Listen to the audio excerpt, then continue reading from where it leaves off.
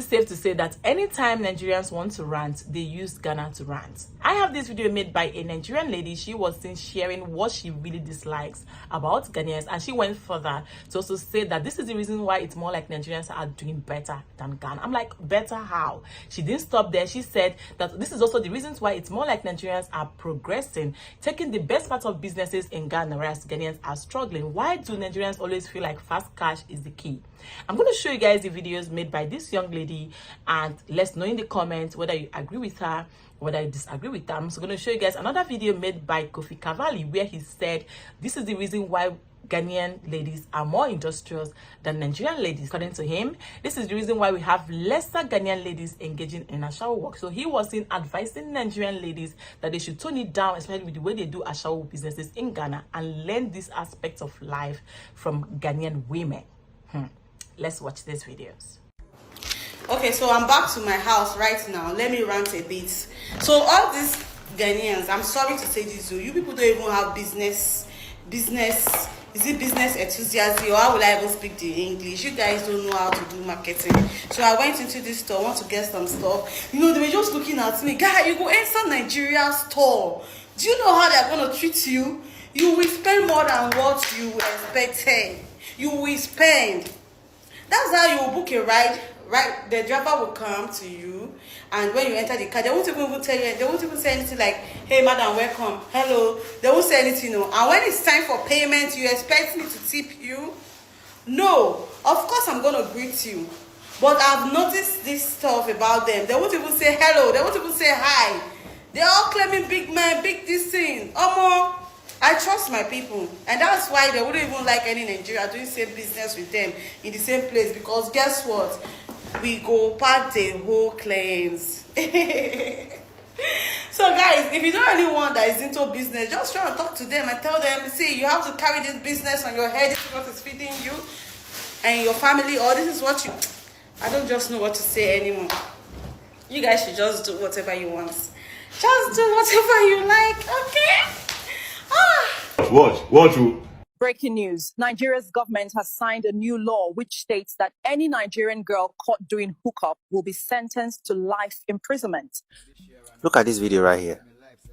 This is the main reason why Nigerian girls come from Nigeria to do Olosho in Ghana. Because Ghana girls have refused to do Olosho. Yes.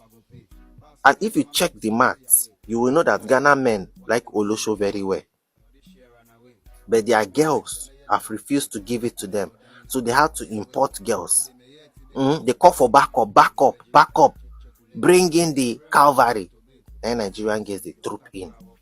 Because Ghana girls have refused to do illegal jobs. They rather enter the mud with you. They rather enter poto with you, so that their family will know where the source of their income is coming from.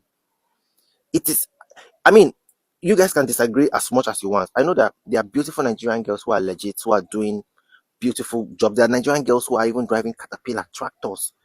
Something that is hard for a woman to even steer, to turn the steering. But Nigerian girls are doing it. And so are Ghanaian girls. Because I start thinking that, why is it that plenty Nigerian Oloshos, if you go to the Olosho markets right now in Ghana, they are oversaturated by Nigerians. Even Ghanaian Oloshos, they reverse and they jealous the Nigerians, because they can't collect market for their hand. Yes. The Ghanaian men, they patronize them. Yes. It's either the Ghanaian men are patronizing the Nigerians because the Ghanaian girls know to the sabi the Oloshoism. So the Nigerians, they bring new, different, thick vibes. Ghanaian girls, all they can do is, apart from their normal daily job, office work, they can do galamsey. They can sell in the market. They can hawk. There's a beautiful girl I saw hawking eggs the other day. You think she cannot go and stand by the roadside in the night? She could. She chose not to. It all boils down to home training. It all boils down to individuality. Here in Nigeria, they don't frown at some kind of things, some certain things. If you're a girl, you come home with an expensive iPhone of like 2 million naira. That's over 20,000 cedis. Your mother will say, "Hey, nice one. Who got it for you?" Highest, you say, "One of your friends bought it for you." They'll thank God with you, and that's it. But in Ghana, if you don't have any substantial handwork, your parents would deal with you. They will frustrate you. They could disown you because you are doing well for yourself. And it's true. You can ask any Ghanaian. A Ghanaian parent can disown you because you are doing well for yourself and you don't have proof to back it up. See Ghana girls in the actual mud with shovels. Women that should have nothing to do with shovels. You see them in the mud with shovels, looking for gold.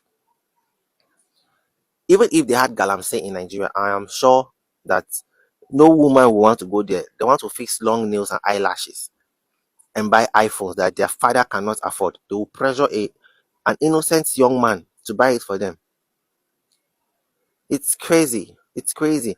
I remember that Nigerian girl who was trending on social media for dragging Ghanaians.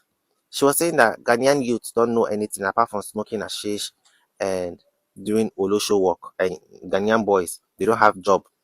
They don't want to hustle. They don't even want to do Yahoo. All they want to do is smoke hashish. I sat down and thought about the honesty in what she said, because Ghanaians are not saints anyway. You understand? So let's give her a reasonable doubt. Okay, the bad Ghanaians she has stayed with refuse to work, and they refuse to do Ashawo. So how do they feed themselves in a country as expensive as Ghana? Maybe they will hawk. Maybe they will do galamsey. Maybe they'll go and look for a cleaner job. And that's why she calls them lazy. Do you guys understand the psychological meaning of what she's saying? Because she is doing the hookup. The Ghanaian girls are not doing the hookup, but they rather stay and smoke hashish. The Nigerian hustler girl will call them lazy because they're not making as much money as she is. Hey, I don't know how else to put it to you in plain words, but if you are smart, you would get it. There are Ghanaian men, young boys who are graduates, who are looking for job left, right, and center. So I understand if they say there's no job in the country. If any Ghanaian leaves Ghana to Nigeria, it is just because of job or better pay. Because Nigeria has better job security than Ghana. I can beat my chest on that. So with the better job security in Nigeria, Nigerian girls are still flocking into Ghana. I said there is voice notes and screenshots of chats of girls, underage girls from the east, texting their aunties in Ghana that I beg auntie I want to do Ashawo work. It is very disheartening. And there is better job security in Nigeria than Ghana. You guys, I don't want to spell it out for you, but just put one and two together. It is not because there is no work in Nigeria. It is just a mindset thing. It is a kind of mentality they are brought up with. When you have immeasurable wealth, nobody questions you. In Ghana, there's an authority called the GRA. Get us, you go rich anyhow. They go question you, they go call you. Have you guys heard of this Anazo official? That guy where the video does $5,000. Rumor has it that the Ghanaian tax authority wants to even collect tax from the money where they gift their citizen. I'm going to put it out here that most times we Nigerians feel like fast cash is the key, and this is the reason why we end up putting ourselves into a lot of problems. Let me quickly take you guys a little bit back of the few videos I actually created before now. There's this video made by Brad Kofi where he went to Nigeria. I'm going to always make reference to that video because if you are a parent, if you are a mother, if you know what it means to have a child, you'd most likely understand the grievance and how frustrated and how depressed the mother of these children are. How can a pastor, because he wants to do money ritual, buy 4 children? This woman has 5 kids. This man took 4 out of them, beheaded them, and used them for money rituals. A pastor should be your mentor. A pastor should be the person that genuinely likes you. A pastor is someone that you can always go to anytime you have issues and you want this person to come through for you. And they are the ones now buying us. So this man used 4 of the children to do money ritual. If this is not fast cash, what will make a pastor do such a thing? These are kind of news that you cannot see in Ghana. I'm not here to say that Ghanaians are saints. I'm not here to tell you that Ghanaians are, but then I know that these guys are created differently. Let Nigerians tone it down. Everybody must not be as fast as you. Everybody must not be looking for money just the way you look for money. Let people do them regardless. You just have to respect their opinion. I get it. But I'm actually not going to agree with her because she said something like that Ghanaians are not friendly. How can you enter a cab and the person will not say hi? You don't know the person's mood as of that time you entered cab. This is not all the time that I want to open teeth for you. You don't know what this man is passing through. You don't know how many passengers he has picked that day.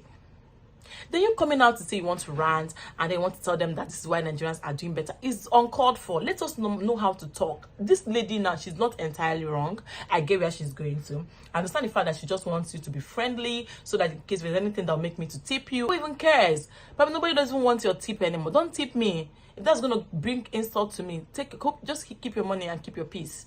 So you don't know, you don't generalize, except if that is what you've been constantly getting from Ghanaian cab, Uber riders. But I can tell you guys for free that it's not true. Because if there's anything I'm going to take away from this is that Ghanaians are very welcoming people. They don't discriminate. That their hospitality is top notch. They are accommodating speed. So maybe you met him on the wrong time. Maybe you met him when he wasn't cheerful. Maybe you met him when he was, thinking and just trying to drop you and all that. If that is your constant way you generally feel about them and what you've been getting from them back to back, I get it. It's okay, but then do not go overboard. Drop your points and then don't start trying to compare, rub it on Nigerians, and Nigerians are doing better business wise. It is uncalled for. But then you now forgot that we Nigerians are also engaging in certain crime and 419 and some ill things that because of the money, right? So one of the things I'm going to say here is that she should have just come out to say things like, Ghanaian cabmen people, they'll just want them to smile often, say hello, don't feel too pompous, don't be proud. If that English is called, stay humble. But I just want also to tell you that if there's any watchword, if you tell me, Uju, that I should describe a Ghanaian, just one word, do you know the word?